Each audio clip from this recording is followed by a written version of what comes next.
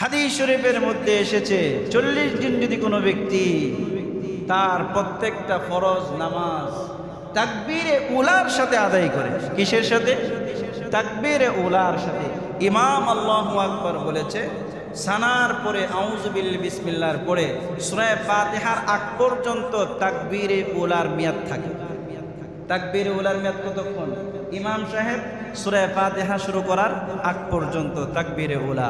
এই তাকবীরে উলা 40 দিন পর্যন্ত কোনো ব্যক্তি যদি 5 ওয়াক্ত নামাজ আদায় করতে পারে, আল্লাহর নবী বলেন তার অনেক সুসংবাদ। সবচেয়ে বড় সুসংবাদ, মুনাফিকের কাতা থেকে তার নাম কেটে দিয়ে তাকে পূর্ণাঙ্গ মুমিনের রেজিস্টারে তার নাম লিপিবদ্ধ করা হবে। বলেন সুবহানাল্লাহ, আরো জোরে বলেন সুবহানাল্লাহ।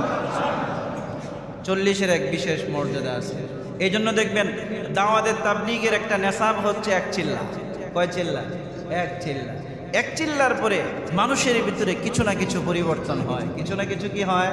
পরিবর্তন হয়। 3 চিল্লার পরে কিছু না কিছু পরিবর্তন হয়। এইভাবে আমাদের যারা বড় বড় মনীষী ছিলেন, পীর সাহেবদের খানকায় 40 দিনের এতেকাফের কি আছে? নিয়ম আছে যে মুরিদরা এসে 40 দিন পীর সাহেবের খানকায় তারা এতেকাফ করবে। আশরাফ আলী থানভী রহমতুল্লাহি আলাইহি সহ যারা হক্কানি পীর ছিলেন, তারা তাদের খানকাগুলোতে 40 দিনের এতেকাফের এক বিশেষ আমল তাদের মুরিদদের মাধ্যমে করিয়েছেন। বলেন সুবহানাল্লাহ।